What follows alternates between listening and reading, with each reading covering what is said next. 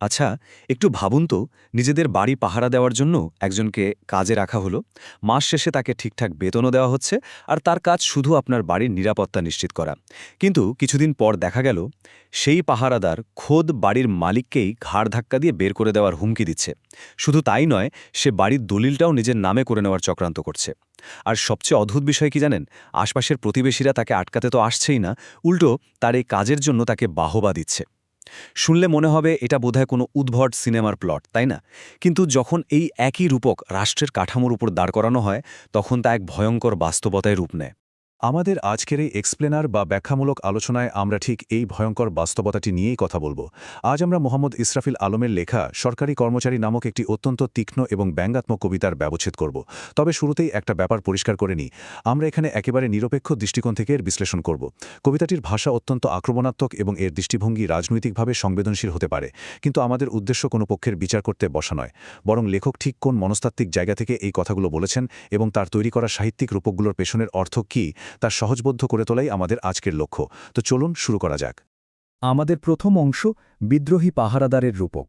এই কবিতার সবচেয়ে চমকপ্রদ দিকটি হল এর বর্ণনার ভঙ্গি। লেখক এখানে তৃতীয় কোনো ব্যক্তির দৃষ্টিকোণ থেকে দুর্নীতির বর্ণনা দেননি। সাহিত্যিক ভাষায় একে বলা হয় স্বগতোক্তি বা সলিলোকি। ব্যাপারটা অনেকটা আয়নার সামনে দাঁড়িয়ে নিজের সমস্ত অন্ধকার দিকগুলো অকপটে স্বীকার করার মতো। এখানে চরিত্রটি কোনো রকম ফিল্টার ছাড়া কথা বলছে। সমাজের সামনে রাখা একটি নিখুঁত মুখোশের আড়ালে থাকা এক সিস্টেমিক দানবের আসল রূপটি এখানে উন্মোচিত হয়েছে। এই স্বীকারোক্তি একই সাথে অত্যন্ত সাহসী এবং গায়ে কাঁটা দেওয়ার মতো ভয়ঙ্কর। দ্বিতীয় অংশ, নিরঙ্কুশ ক্ষমতার মনস্তত্ত্ব। কিভাবে একজন সাধারণ সেবক মানসিকভাবে রূপান্তরিত হয়ে নিজেকে একনায়ক ভাবতে শুরু করে। এই উদ্ধৃতিটিতে খেয়াল করুন, চরিত্রটি অত্যন্ত দম্ভের সাথে ঘোষণা করছে যে তার নিজস্ব কোনো নৈতিক কম্পাস বা ভালো মন্দের বোধ কাজ করে না।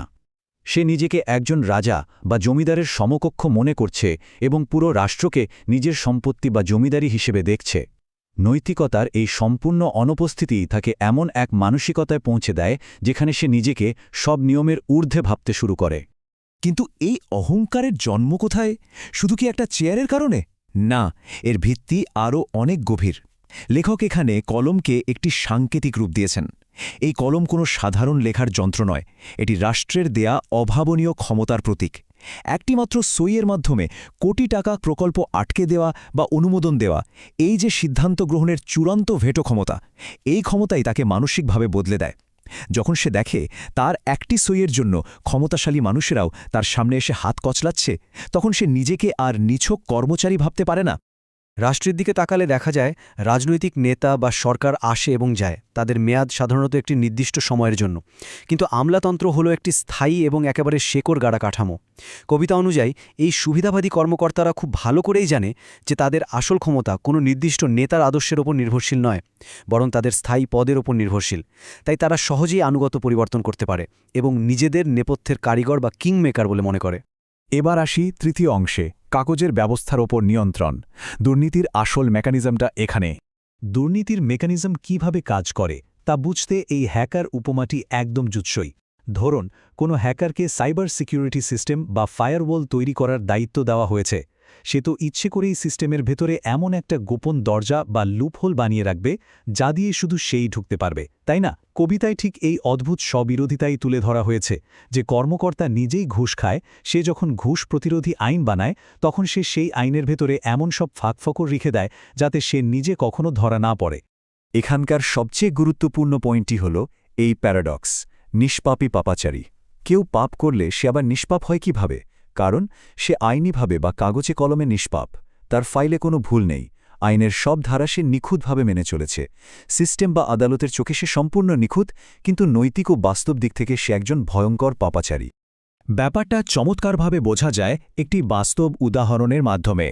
ধরুন, একটা এলাকায় ব্রিজ বানানোর জন্য বিশাল বাজেট বরাদ্দ হল। এই কর্মকর্তা কাগজে কলমে দেখাবে যে ব্রিজ তৈরি হয়ে গেছে এবং সব নিয়ম নিখুঁতভাবে মানা হয়েছে। এটাই হলো কাগজের বাস্তবতা। কিন্তু মাঠ পর্যায়ের বাস্তবতা হলো সেখানে হয়তো কিছুই হয়নি বা এমন নিম্নমানের কাজ হয়েছে যা এক বছরেই ভেঙে পড়বে। ব্রিজের টাকা চলে যাচ্ছে তার পকেটে, আর ওই এলাকার মানুষগুলো অনন্তকাল অভাবী থেকে যাচ্ছে। সিস্টেম অন্ধ নয়, কিন্তু এটি কাজ করে বাস্তবের চেয়ে কাগজের ওপর ভিত্তি করে। চতুর্থ অংশ মীর জাফরের চেয়েও ভয়ঙ্কর। এবার জাতীয় বিশ্বাসঘাতকতার বিষয়টা একটু দেখা যাক।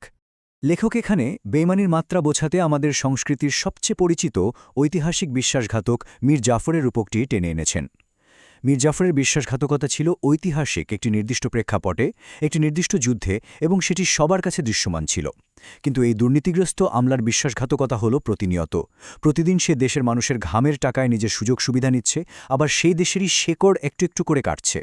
এই লুণ্ঠন সম্মান আর ভদ্রতার আড়ালে অত্যন্ত সুনিপুণভাবে লুকানো।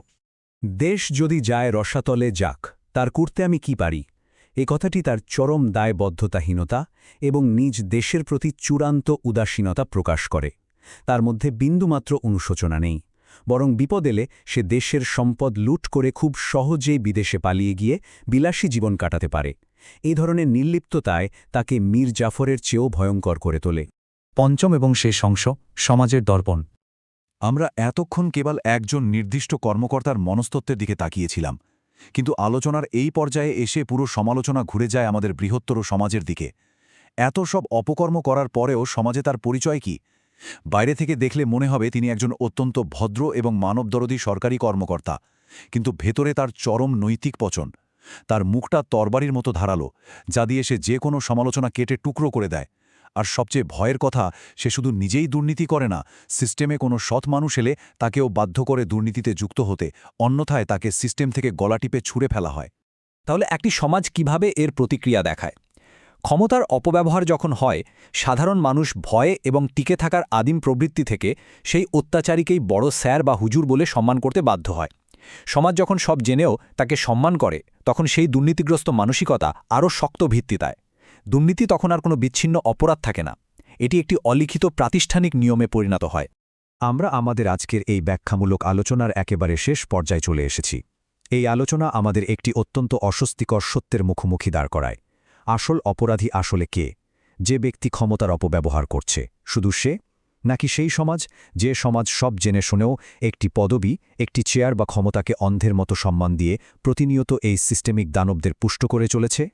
যদি আমরা সেই বিদ্রোহী পাহারাদারকে তার অপকর্ম জানার পরও বারবার কুর্নিশ করি, তবে আমাদের নিজেদের বাড়ি থেকে বিতাড়িত হওয়ার দায় কি কিছুটা আমাদের নিজেদের উপরও বর্তায় না? চারপাশের কাঠামোর দিকে তাকিয়ে এই শক্তিশালী প্রশ্নটির উত্তর খোঁজার দায়িত্ব সমাজের চিন্তার ওপরেই ছেড়ে দিলাম। আগামী আয়োজনে আবারও কথা হবে নতুন কোনো বিশ্লেষণ নিয়ে।